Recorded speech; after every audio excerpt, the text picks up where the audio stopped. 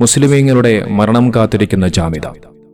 ആ മുസ്ലിമീങ്ങൾ മരണപ്പെട്ടു കഴിഞ്ഞാൽ അതിൽ ആഹ്ലാദം കണ്ടെത്തുന്ന ജാമിദ. മരണപ്പെട്ടു പോകുന്ന മുസ്ലിമീങ്ങളെ പോലും ജിഹാദികളെന്നും തീവ്രവാദികളെന്നും നിരന്തരമായി കൊണ്ട് പരിഹസിക്കുകയും കളിയാക്കുകയും അശ്ലീലമായ വർത്തമാനങ്ങൾ പറയുകയും ചെയ്യുന്ന ജാമിദ ആ ഒരു മരണത്തിന്റെ നോവറിഞ്ഞു. മറ്റുള്ളവരെ കളിയാക്കുമ്പോഴും പരിഹസിക്കുമ്പോഴും ജാമിദ ഒരുപക്ഷെ ഓർത്തു കാണില്ല തന്റെ കുടുംബത്തിലും താൻ ഇഷ്ടപ്പെടുന്ന ഏതെങ്കിലും ഒരു വ്യക്തിക്ക് മരണം വന്നെത്തിച്ചേരുമെന്ന്. നോക്കൂ, കഴിഞ്ഞ ദിവസം ജാമിദയുടെ ഉമ്മ മരണപ്പെട്ടുപോയി.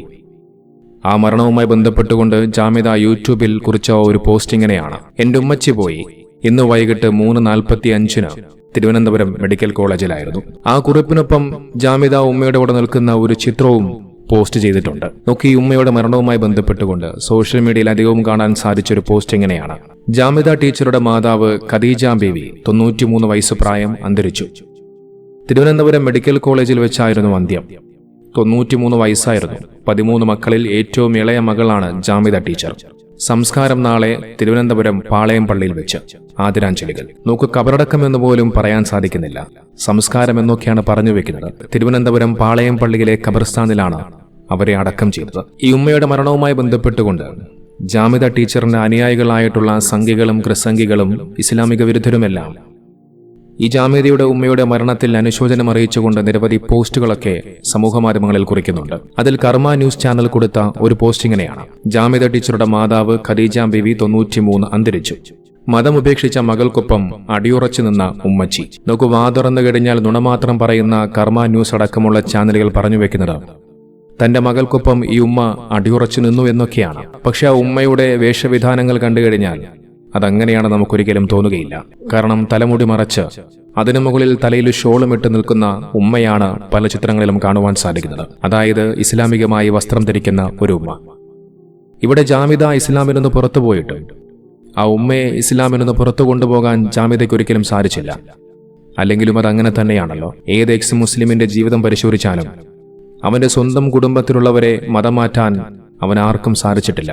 നേരെ മറിച്ചോ, ഇത്തരം ആളുകളുടെ വിവരദോഷങ്ങൾ കേട്ട്, പച്ചനുണകൾ കേട്ട് ഇസ്ലാമിനെ വെറുത്തുകൊണ്ട് ഈമാൻ നഷ്ടപ്പെടുത്തുന്ന മറ്റു ആളുകളാണ് കാണാൻ സാധിക്കുന്നത്. അതിപ്പോൾ ആരിഫ് ഹുസൈന്റെ ജീവിതമായാലും ശരി, ജബ്ബാർ മാഷിന്റെ ജീവിതമായാലും ശരി, ലിയാഖത്ത് അലിയുടെ ജീവിതമായാലും ശരി, അവന്മാർക്കാർക്കും സ്വന്തം കുടുംബത്തിലെ ഒരു വ്യക്തിയെ പോലും ഇസ്ലാമിൽ നിന്ന് പുറത്തു കൊണ്ടുവരാൻ സാധിച്ചിട്ടില്ല. ഇനി എന്റെ ചോദ്യം ജാമിദയോടാണ്.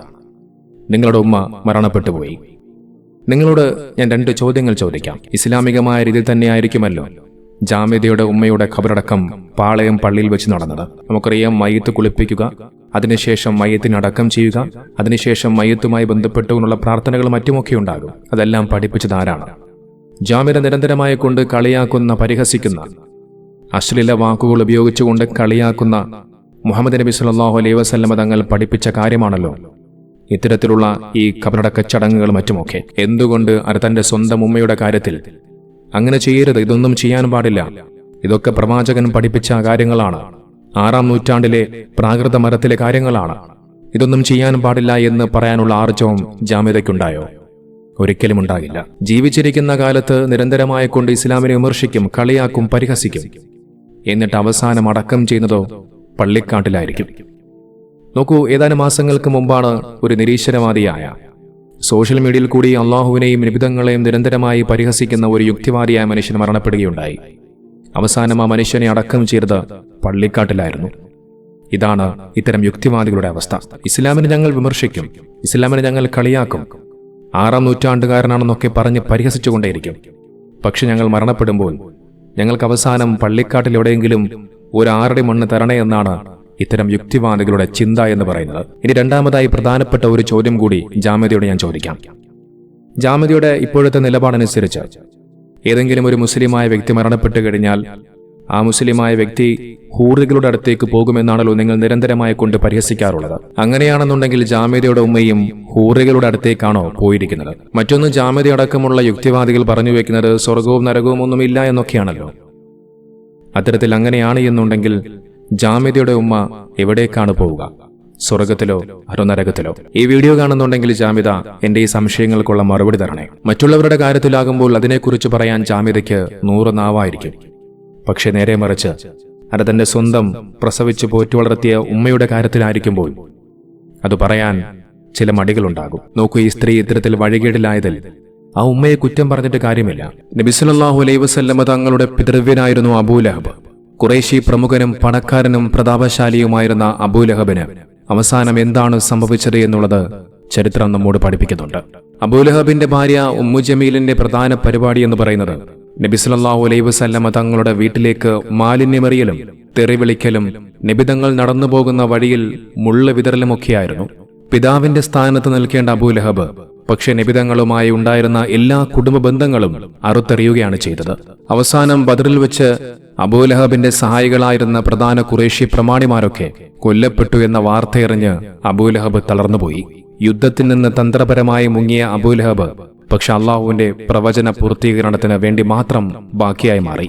കഠിന ദുഃഖവും മോഹഭംഗവുമെല്ലാം അബൂലഹബിനെ രോഗിയാക്കി മാറ്റി. പിന്നെ 10 ദിവസത്തിനപ്പുറം അബൂലഹബിന് ജീവിക്കാൻ കഴിഞ്ഞില്ല. ദേഹത്തൊരുതരം വൃത്തികെട്ട കുരുക്കൽ പൊങ്ങി വ്രണമായി മാറി. അറപ്പും വെറുപ്പും സഹിക്കവയ്യാതെ വീട്ടിലുണ്ടായിരുന്നവർ അബൂലഹബിനെ വിട്ടേച്ചുപോയി. ആരും സഹായിക്കാനില്ലാതെ ഉരുറ്റു വെള്ളം നൽകാൻ മക്കൾ പോലുമില്ലാതെ ആ ഖുറൈശി പ്രമാണി പുഴുത്തു മരിച്ചു. മരിച്ച ശേഷം 3 ദിവസത്തോളം ആരും അങ്ങോട്ട് തിരിഞ്ഞുപോലും നോക്കിയില്ല. മൃതദേഹം പുഴുത്ത് ജീർണിച്ചു നാറി. ഒടുവിൽ നാറ്റം സഹിക്കവയ്യാതെ അയൽക്കാർ ബന്ധുക്കളെ കഠിനമായി ആക്ഷേപിക്കാൻ തുടങ്ങിയപ്പോഴാണ് അവർ കുറച്ച് അബിസീനക്കാരെ കൂലിക്ക് വിളിച്ചുകൊണ്ട് ആ മൃതദേഹം മറവു ചെയ്യാൻ പറഞ്ഞത്. അവർ വന്ന് വീടിന് മുന്നിൽ തന്നെ ഒരു കുഴിയെടുത്ത് പുഴുത്ത ശരീരം ഒരു വടികൊണ്ട് കുഴിയിലേക്ക് തോണ്ടിയിടുകയായിരുന്നു. അതായിരുന്നു പ്രവാചകർ മുഹമ്മദ് നബി സല്ലല്ലാഹു അലൈഹി വസല്ലമ തങ്ങളുടെ പിതൃവ്യനായ അബൂലഹബിന്റെ അവസാനമെന്ന് പറയുന്നത്. നോക്കൂ, നൂഹ് നബി അലൈഹി സ്വലാത്തു വസ്സലാമിന്റെയും ലൂത്ത് നബി അലൈഹി സ്വലാത്തു വസ്സലാമിന്റെയും ഭാര്യമാർ വരെ ഇത്തരത്തിൽ വഴികേടിലായിട്ടുണ്ട്. തന്റെ ഭർത്താക്കന്മാരെ വഞ്ചിക്കുകയായിരുന്നു അവർ. വഞ്ചിച്ച 2 പേർക്കും നരകമാണുള്ളത് എന്ന് അള്ളാഹു അറിയിക്കുന്നുണ്ട്. അതുകൊണ്ടൊരു കുടുംബത്തിൽ സത്യവിശ്വാസികളുണ്ടെങ്കിൽ അവരുടെ കൂട്ടത്തിൽ മറ്റുള്ളവരെ ആരെങ്കിലും ഇത്തരത്തിൽ വഴികേടിലായി പോയാൽ ആ കുടുംബക്കാരെ കുറ്റം പറയാൻ സാധിക്കില്ലല്ലോ. തിരുവനന്തപുരം പള്ളിത്തെരുവിലായിരുന്നു ജാമിദയും കുടുംബവും താമസിച്ചിരുന്നത്. പിന്നീട് വരുമാനം കണ്ടെത്താനുള്ള പലവിധത്തിലുള്ള ജോലിയുമായി മുന്നോട്ടു പോകുന്നുണ്ട്. അങ്ങനെ കുറച്ച് കിതാബുകളും മറ്റുമൊക്കെ ഓതി പഠിക്കുന്നു. അതിനുശേഷം പിന്നീട് ജാമിദയെ കാണുന്നത് കുറെ വിവരദോഷികളായ ആണുങ്ങളെ പിന്നിൽ നിർത്തിക്കൊണ്ടുള്ള ഇമാമായിട്ടുള്ള ഒരു നിസ്കാരമായിരുന്നു. ആ ഒരു സംഭവം വാർത്താമാധ്യമങ്ങളിൽ വലിയ രീതിയിൽ ഇടം പിടിച്ചു.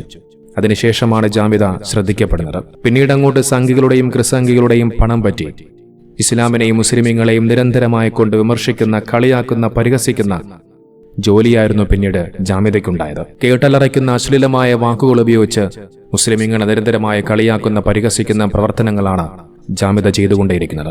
അവസാനം ആ ജാമിദയും മരണത്തിന്റെ വേദന എന്താണെന്നറിഞ്ഞു.